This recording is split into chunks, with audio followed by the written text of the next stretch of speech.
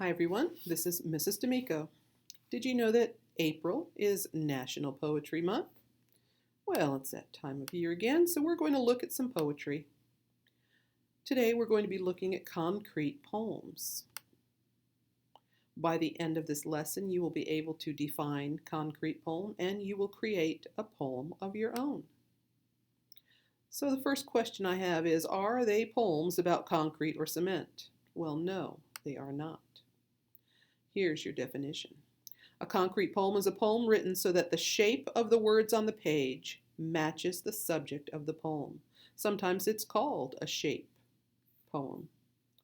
All right, so here's an example. The title is A Twisted Tale. Sometimes you're soft and you're chewy and warm, and sometimes you're hard and you crunch. You have an unusual, interesting form, and you're always delicious with lunch. Well, that one made me hungry. But you see how this poem was written to look exactly like a pretzel. Concrete poems can be about any subject, and they do not need to rhyme.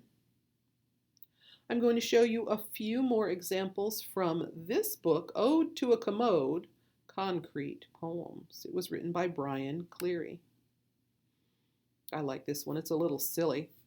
A little hairy. I hope you can see this looks like a mustache, can't you? Our new crossing guard has the grandest mustache. It's thick and it's brown and it's fancy.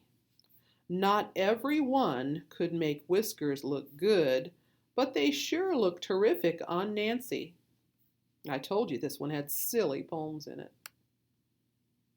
It also has some cute ones. Here's a holiday poem that was in there. It's called An Invitation. A star that shimmers as your crown and necklaces of light, shiny jewels of blue and red and silver, gold and white, tinseled arms outstretched as if to welcome us and say, "Come in, enjoy the wonder of this magic holiday." Notice they wrote those words in kind of a curvy nature so that it would look exactly like a tree.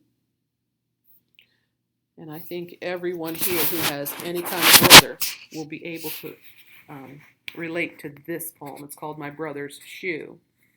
It isn't some milk that's been spilled in the car. It isn't a 3-day-old diaper or an overripe basket of cheeses or fruits that every few minutes smells riper.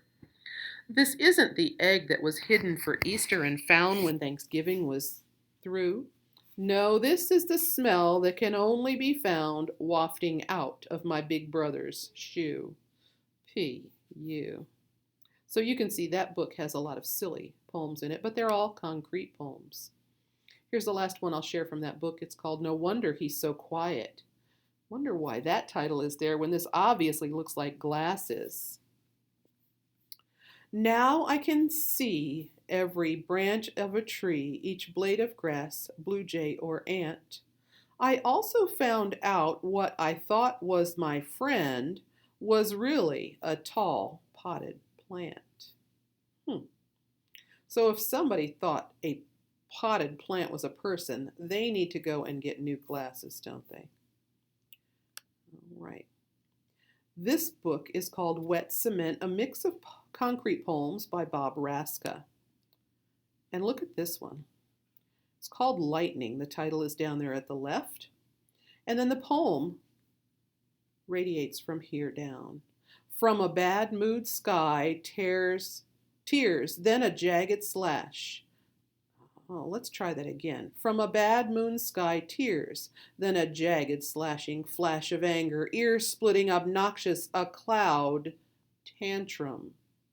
I've never thought of lightning and thunder as being a cloud tantrum, but that's a pretty interesting idea. Notice how the words look like a bolt of lightning. And here's one of my favorite poems just because it's a cute, simple hanger. I hang out in blue jeans and comfy old shirts. I hang out in blouses and long frilly skirts. I hang out in sports coats and sweaters and shawls. I even hang out with no clothes on at all. Oh, the shame of it. All right, so this wasn't a poem that was filled in with the words, but you can see the words of the poem go outside to make up the shape. Here's one called Balloon. When it first slipped out of my hand, I was sad to see my balloon floating away, but as it rose higher in the sky, I imagined it landing in some faraway yard where a kid like me would find it and wonder how far the balloon had flown and who held it last. And that thought made me smile. Look how the last part looks like the string of the balloon. So there's been all sorts of poems that we've seen that are concrete poems. Some of them rhyme, some of them don't. Poetry books can be found in the library on the nonfiction shelves with the number 811. Here's a test for you. What are concrete poems? You have two choices. The first one, poems that are shaped like what the poem is about, or poems about sidewalks. If you paid any attention at all, you know that they are poems shaped like what the poem is about. And now we're getting ready for you to write your own poem. The steps to making a concrete poem are these. First, you think of a topic. Then you write out your poem on scratch paper.